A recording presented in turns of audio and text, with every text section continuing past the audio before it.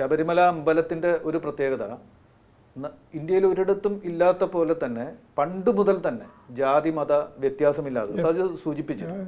ആർക്കും ചെന്ന് ആരാധന നടത്താവുന്ന ഒരു ഇത്. പണ്ട് ഒരുപാട് പേരെ നീക്കി നിർത്തിയിരുന്ന ഒരു കാലത്ത് ആ പാരമ്പര്യം പിന്തുടരാതിരുന്നൊരു ക്ഷേത്രം. ഏതെങ്കിലും ഒരു വിളംബരം വന്നിട്ടല്ല അവിടെ ഇത് ഉണ്ടായത്, പണ്ട് മുതലേ അങ്ങനെയാണ്.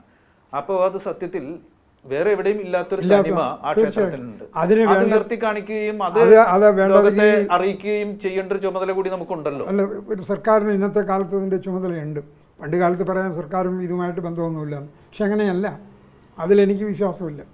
കാര്യം ഈ രാജ്യത്ത് നടക്കുന്ന കാര്യങ്ങൾക്കൊക്കെ സർക്കാർ എതിരായിട്ടുള്ള കാര്യങ്ങൾ അല്ല നമ്മൾ ചെയ്യുന്ന. സർക്കാരുമായിട്ട് അത് ഏത് സർക്കാരായിക്കോട്ടെ, ഈ ഇന്നത്തെ സർക്കാരോ വേറെ വരുന്ന നാളത്തെ സർക്കാരോ, അതിനൊരു ഇല്ല. സർക്കാർ that is an institution. An institution is bound to maintain law and order, to enable people to pursue the way in which they would like to worship, the way in which they like to live. അപ്പോൾ അതിനൊക്കെയുള്ള സ്വാതന്ത്ര്യവും അതിനൊക്കെയുള്ള അവസരവും ഉണ്ടാക്കി കൊടുക്കാനുള്ള ചുമതലയാണ് സർക്കാരുകൾക്കുള്ളത്. അതുപോലെ തന്നെ ലോകത്തിൽ തന്നെ വിവിധ മതങ്ങൾ തമ്മിലുള്ളൊരു അകൽച്ച കൂടി വരികയും തീർച്ചയായും വൈരം കൂടി വരികയും ചെയ്യുന്നുണ്ട്. അപ്പോൾ ശത്രു എന്ന് പറയുന്ന ഒരാളില്ല, എല്ലാവരും ഒന്ന് തന്നെയാണ്. തത്വമസി എന്നാണല്ലോ പറയുന്നത്.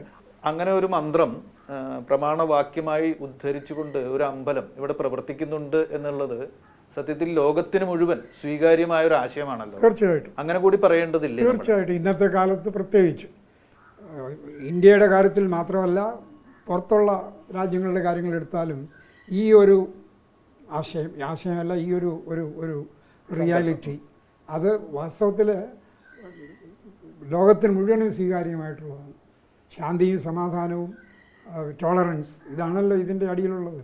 ഇയാൾ ക്രിസ്ത്യാനിയോ മുസൽമാനോ ഹിന്ദുവോ ആരായിക്കോളും, ഇയാൾ ശബരിമല എന്ന് പറയുമ്പോൾ അതിന് വേറൊരു ഒരു വികാരമാണ് എല്ലാവരിലും ഉണ്ടാവുക. തീർച്ചയായിട്ടും വളരെ അധികം ക്രിസ്ത്യാനികൾ ഉള്ള ഒരു സ്ഥലത്തു നിന്നാണ് ഞാൻ എൻ്റെ ചെറുപ്പകാലത്ത് ഞാൻ ജീവിച്ചത്. അപ്പം നമുക്കൊക്കെ അറിയാൻ സാധിക്കും. കേരളത്തിൽ അങ്ങനെയൊരു ചിന്തയില്ല, തീർച്ചയായിട്ടും ഇല്ല. അത് ഇങ്ങനെയുള്ള കാര്യങ്ങളും കാരണമാണ് അതുള്ളത്. സത്യത്തിൽ നമ്മൾ ശബരിമലയെക്കുറിച്ച് ലോകത്തോട് പറയുമ്പോൾ അത് കേരളത്തിലെ തന്നെ മതമൈത്രിയെക്കുറിച്ചും സാമുദായിക സൗഹാർദ്ദത്തെക്കുറിച്ചും പറയുന്നതിന് തുല്യമാണ്. തീർച്ചയായിട്ടും. അവിടുത്തെ എരുമേലിയിൽ നോക്കൂ, എരുമേലിയിൽ പോയിട്ടുണ്ടല്ലോ. എരുമേലിയിലെ ക്ഷേത്രത്തിൻ്റെ ഓപ്പോസിറ്റായിട്ടാണ് അവിടെയുള്ള മുസ്ലിം പള്ളി. എരുമേലി ക്ഷേത്രത്തിൽ വരുന്ന ആളുകൾ ആ മുസ്ലിം പള്ളിയിൽ എല്ലാവരും അങ്ങനെ പോയി. അത് കഴിഞ്ഞിട്ടാണ് അവർ ഈ എരുമേലി അമ്പലത്തിലേക്ക് പോവുക. അപ്പോൾ ഇതൊന്നും ആരും പിന്നെ ഇപ്പം എഴുതി പഠിപ്പിച്ചതോ അല്ലെങ്കിൽ പുസ്തകത്തിലുള്ളതോ അല്ല. പരമ്പരാഗതമായിട്ട് ആളുകൾ എന്താ പറയുക അനുഷ്ഠാനമായിട്ട് കൊണ്ടുപോകുന്ന കാര്യം. അതിനെയൊക്കെ നമ്മൾ കുറച്ച് പുറത്ത് ലോകത്തോടും കൂടി പറയാനുള്ള അവസരമാക്കി ഇതിനെ ഉപയോഗിക്കാം. വളരെ നല്ല കാര്യം. അത് ലോക സാഹചര്യത്തിൽ തന്നെ മുസ്ലിങ്ങൾ അപരവൽക്കരിക്കപ്പെടുന്ന ഒരു കാലമാണ്. അപ്പോഴാണ് വാവർ എന്ന് പറയുന്ന ഒരു വ്യക്തിത്വത്തെ, ഒരു സങ്കല്പത്തെ നമ്മൾ ആരാധിക്കുകയും ഈ ക്ഷേത്രത്തിൻ്റെ കൂടെ തന്നെ അതുപോലെ തന്നെ കൊണ്ടു നടക്കുകയും ചെയ്യുന്നത്. അത് പ്രത്യേകിച്ച് തന്നെ പറയേണ്ടതുണ്ട് അല്ലേ? തീർച്ചയായിട്ടും വാവരുടെ കഥ ലോകം മുഴുവൻ അറിയേണ്ട കഥയാണ്. വാവരും അയ്യപ്പനും തമ്മിലുള്ള സ്നേഹബന്ധവും കഥയും വാസ്തവത്തിൽ ശബരിമലയുടെ എന്താ പറയുക അടിസ്ഥാനമെന്ന് ഞാനത് പറയും. നമ്മൾ ഫെയ്ത്ത്, അല്ലെങ്കിൽ ഫെയ്ത്തിൻ്റെ മലയാളം പറയുക വിശ്വാസം. നമ്മളുടെ വിശ്വാസം ഒരു അയ്യപ്പനിലോ പിന്നെ മറ്റ് ഏതെങ്കിലും ഒരു മൂർത്തമായ ദൈവത്തിൽ ഉണ്ടെങ്കിലും ഇല്ലെങ്കിലും ഈ വാവർ അയ്യപ്പ സംഗമം അത് ലോകത്തിന് മുഴുവനും വേണ്ട കാര്യമാണ്, അംഗീകരിക്കുന്ന കാര്യമാണ്. അതിന് വേണ്ടത്ര പിന്നെ ഒരു എന്താ പറയുക പ്രാമുഖ്യം നമ്മൾ തന്നെ കൊടുത്തിട്ടില്ല, എനിക്ക് തോന്നുന്നില്ല. വാവരുടെയോ കഥ ഇപ്പോൾ എത്ര കേരളത്തിലുള്ളവർക്ക് അറിയാൻ സാധിക്കും? ചുരുക്കം ചിലർക്ക് അറിയുള്ളൂ. ഞാനിത് എൻ്റെ അച്ഛൻ്റെ വായിൽ നിന്ന് കേട്ടിട്ടുള്ളതുകൊണ്ട് എനിക്ക് ഓർമ്മയുണ്ടെന്നുള്ളൂ. അല്ലാണ്ട് ഇപ്പോൾ എൻ്റെ മകൻ ഇതറിയുമോ? യാതൊരു വിവരവുമില്ല. ശബരിമലയെക്കുറിച്ചും അറിയില്ല, വേറൊന്നിനെക്കുറിച്ചും അറിയില്ല എന്നുള്ളത് വേറൊരു കാര്യം.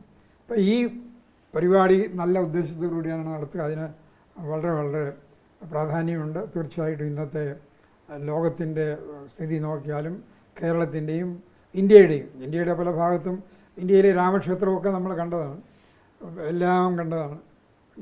ഇത് പണ്ടൊരു കാലത്ത് സ്ട്രിക്ട്ലി സ്പീക്കിംഗ് മതേതരത്വം അല്ലെങ്കിൽ രാജ്യ സർക്കാരുകൾക്ക് മതവുമായി യാതൊരു ബന്ധവുമില്ല എന്നുള്ള ഒരു കട്ടായമായ രീതിയിലുള്ള ഒരു ഒരു ഒരു ഒരു എന്താ പറയുക സെക്കുലറിസം ഉണ്ടായി. അതിൻ്റെ കാലമൊക്കെ കഴിഞ്ഞു. ഇപ്പം നമ്മളുടെ ഈ രാമക്ഷേത്രത്തിൻ്റെ കാര്യം കഴിഞ്ഞതോടുകൂടി അങ്ങനെയുള്ള കാര്യങ്ങളെങ്കിലും പുറത്തു വരില്ല. പക്ഷേ അതും കോടതിയിൽ കൂടെയല്ലേ വന്നത്. അപ്പം അങ്ങനെ ഉണ്ടാവും. ഇത് ദയവ് ആരും കോടതിയിൽ കൊണ്ടുപോയി തോന്നുന്നല്ലേ? കോടതിയിൽ കൊണ്ടുപോയി. പക്ഷെ കോടതി ഈ സമ്മേളനം നടത്താൻ അനുവദിച്ചു. ഹൈക്കോടതി ഞാൻ കണ്ടു. നല്ല കാര്യം, വളരെ നല്ല കാര്യം.